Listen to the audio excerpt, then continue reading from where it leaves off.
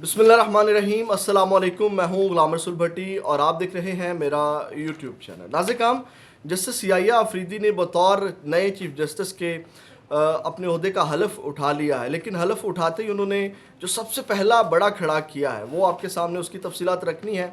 और कादी फ़ायदीसा के हवाले से जो दूसरी बड़ी स्टोरी आपके साथ शेयर करनी है कि कादी फ़ायदीसा साहब कहीं नहीं जा रहे, जा कर के दोबारा वापस आ रहे हैं। ये अब तक की सबसे इस वक्त बड़ी स्टोरी है, क्योंकि जो लोग खुशियाँ मना रहे थे, डोनट्स खा रहे थे, बांट रहे थे, उनकी खुशियों में कह लें कि भंग डल गया।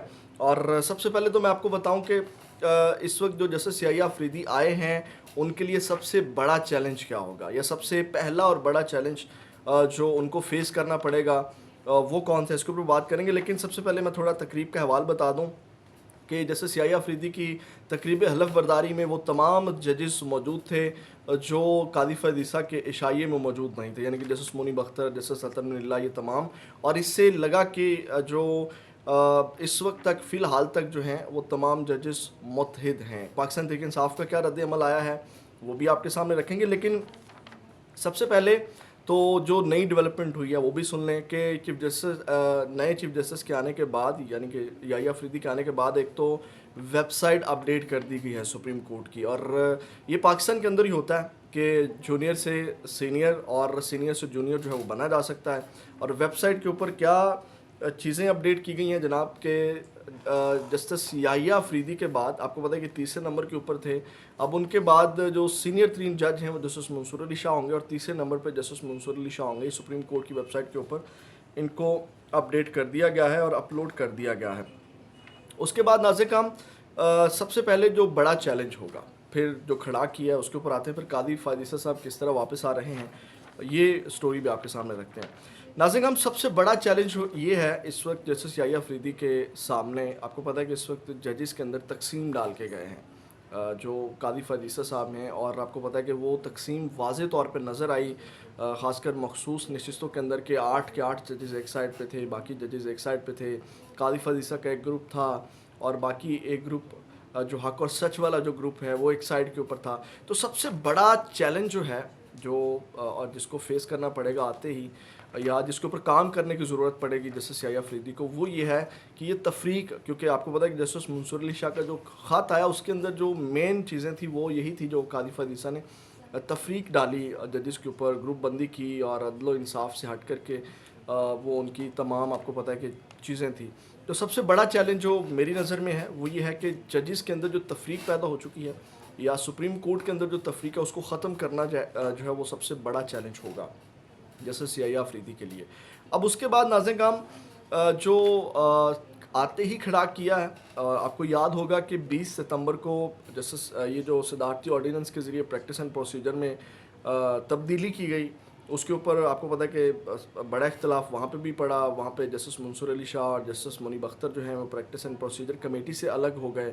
तो उसके ऊपर खतूत लिखे दोनों जस्टिस साहबान ने कि जनाब ये इसके लिए फुल कोर्ट रेफरेंस जो है वो बुलाया जाए। अब आते ही हलफ उठाते ही जो है वो जो जस्टिस याहिया अफरीदी का सबसे पहला और बड़ा जो खड़ाक है वो ये है कि उन्होंने 28 अक्टूबर को फुल कोर्ट जो इजलास है वो तलब कर लिया है, यानी कि फुल कोर्ट उन्होंने बुला लिया है। अब ये बहुत बड़ी डेवलपमेंट है क्योंकि कादी फ़ायदीसा साहब इस तरफ नहीं आ रहे थे, आते ही उन्होंने बुला लिया। लेकिन इस वक्त जस्टिस मंसूर अली शाह नहीं हैं, और जस्टिस मंसूर अली शाह के वापस आने तक, अगर वो वापस नहीं आते तो दोबारा भी फुल कोर्ट बुलाया जा सकता है। तो ये एक उनके हलफ उठाते ही बड़ी डेवलपमेंट हुई है। अब आते हैं नाज़िर काम इस हवाले से एक और चीज़ मैं डिस्कस करना चाहूँगा, क्योंकि चारों वज़राए आला भी उस तकरीब में मौजूद थे। उसमें जो KPK के वज़ीर आला अली मीन गंडापुर हैं वो भी शरीक थे। उनसे सहाफ़ी ने सवाल किया जस्टिस याहिया अफरीदी के हवाले से, तो उन्होंने कहा कि जो नए चीफ़ जस्टिस हैं, उन्होंने जवाब दिया नए चीफ़ जस्टिस के हवाले से। उन्होंने सवाल किया तो वज़ीर आला अली मीन गंडापुर ने कहा कि नए चीफ़ जस्टिस सबके चीफ़ जस्टिस हैं, और उन्होंने कहा कि जब जस्टिस मंसूर अली शाह ने उनको अपना चीफ जस्टिस तस्लीम कर लिया है तो हमें भी जो है वो तस्लीम करना चाहिए। मैं एक बार फिर कहूँगा कि तहरीक इंसाफ वालों को ये गलती नहीं करनी चाहिए। जैसे कि उन्होंने जब नए आर्मी चीफ आए थे तो उस वक्त उन्होंने कुछ अर्सा खामोशी इख्तियार रखी कि शायद ही हमें ना टारगेट किया जाए या जो है वो हमें मुश्किलात ना फेस करना पड़ी, तो वो कुछ अर्सा खामोश रहे। फिर एकदम उन्होंने उनके खिलाफ बयानिया बनाया। इसी तरह जस्टिस कादिफ अदीसा जब आए थे उस वक्त भी इन्होंने ये पॉलिसी इख्तियार की। तो अभी भी, क्योंकि अभी लास्ट दिनों में आकर के आपको पता है जिस तरह उन्होंने अदम एतमाद का इजहार किया, इमरान खान ने किया, खतूत भी लिखे अदम कि जनाब आप हमारे केसेस से अलग हो जाएं। तो अभी इनको जैसे सियाई अफरीदी के हवाले से भी ये पॉलिसी अपना लेनी चाहिए पहले ही स्टार्ट से। अगर उनको रिलीफ मिल रहा है, जैसे अभी कुछ रिलीफ नज़र भी आया है, तो ठीक है। अगर इनको कुछ तहफ़्फ़ुज़ात हैं तो बजाय इसके कि ये इंतज़ार करें, इनको शुरू में ही जो है वो तहफ़्फ़ुज़ात का इजहार कर देना चाहिए। अब आते हैं जो कादिफ़ अदीसा के हवाले से जो चीज़ें चल रही हैं कि जनाब कादिफ़ अदीसा साहब चले गए और बड़ी खुशियाँ मनाई जा रही हैं, ख़ासकर डोनट्स खाए जा रहे हैं कि कैसे असद कैसर साहब इतने सीनियर तरीन जो इस वक्त कह लें कि सीनियर तरीन रहनुमा है पाकिस्तान तहरीक इंसाफ के, सियासतदान हैं। मुझे खैर उनका ये गेस्चर अच्छा नहीं लगा कि वो भी एक जा कर के उस एक चीज़ को प्रमोट कर रहे हैं कि जनाब ठीक है, उस बच्चे ने ठीक किया है, या इस तरह का जो अमल है वो ठीक है। ये मतलब इस तरह की एक चीज़ जाती है। अब नाज़िर-ए-काम, आपको पता है कि ये जो 26वीं यानी तरमीम आई है जिसके ज़रिए ये रास्ता रोका गया है, या जो सदारती ऑर्डिनेंस आया था प्रैक्टिस एंड प्रोसीजर, इन तमाम चीज़ों के पीछे आपको पता है कि जो जहन था, जो माइंड था, वो कादिफ़ अदीसा का था।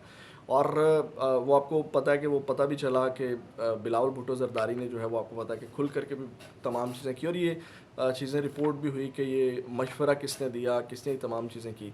तो कादिफ़ अदीसा साहब अपने ऊपर एक टैग नहीं लगाना चाहते थे, एक एक्सटेंशन का टैग, और एक जो 26वीं यानी तरमीम आ रही है उसके बेनिफिशरी नहीं वो बनना चाहते थे। यानी कि आप वो ये टैग अपने ऊपर नहीं लगवाना चाहते थे, क्योंकि आपको पता है वो पहले ही बहुत मुतनाज़ चीफ जस्टिस बन चुके थे, तो वो इन चीज़ों से बचना चाहते थे। अब नाज़िर-ए-काम, उर्दू पॉइंट के GM हैं ज़ीशान अज़ीज़, उन्होंने ये ट्वीट किया जो मैं आपके सामने रखने जा रहा हूँ, और उन्होंने कहा कि जिन लोगों को लग रहा है कि काजी साहब चले गए हैं वो गलत फहमी में मुब्तला हैं, और काजी साहब वापस आ रहे हैं एक और रूप में। यानी कि काजी साहब का डेफिनेटली, क्योंकि अब देखें शहबाज शरीफ दोबारा वज़ीर आज़म बने हैं, और शहबाज शरीफ की जो काबिलियत है या जो अहलियत है वो आपको पता है क्या है, वो आपको पता है कि बूट पॉलिश करना है जो मशहूर है, या ताबेदारी है, या आपको पता है कि वो बगावत नहीं करते। तो इसी तरह कादिफ़ अदीसा ने भी 1 साल का जो उनको एक टाइम पीरियड था उसमें उन्होंने ये साबित किया है, यानी कि उन्होंने बगावत करने की कोशिश नहीं की, या उनके अंदर का जो ज़मीर है वो नहीं जागा ताकतवर लोगों के ख़िलाफ़ या इस्टेब्लिशमेंट के ख़िलाफ़, या वो जितनी भी चीज़ें आपको पता चलती रही। कादी साहब ने एक बड़े ही फरमाबरदार चीफ जस्टिस का रोल प्ले किया है, यानी कि जितनी चीज़ों का आपको पता है कि अब तो असद अली तूर ने वो चीज़ें ब्रेक भी कर दी हैं जो लंदन प्लान का हिस्सा थे, और कादिफ़ अदीसा भी उसमें मुलविस था। वो तमाम जो एक पूरा एक गेम प्लान बना, तो अब नाज़िर-ए-काम वो इतने ताबेदार चीफ जस्टिस को कैसे जो है वो कहेंगे, या कैसे उस शख्स को वो गंवाना चाहेंगे। तो डेफिनेटली इस तरह के लोगों की ज़रूरत होती है, तो कोई ना किसी तरह। और फिर आपको पता है कि अभी और भी तरमीम होनी है। 27वीं तरमीम के हवाले से मैंने आपको अपडेट किया था, 28वीं तरमीम आनी है, तो किसी न किसी तरह कादिफ़ अदीसा साहब वापस आ सकते हैं, इसमें कोई दो राय नहीं है। अपना बहुत ज़्यादा ख्याल रखिएगा, अपने इस चैनल का भी। पाकिस्तान जिंदाबाद।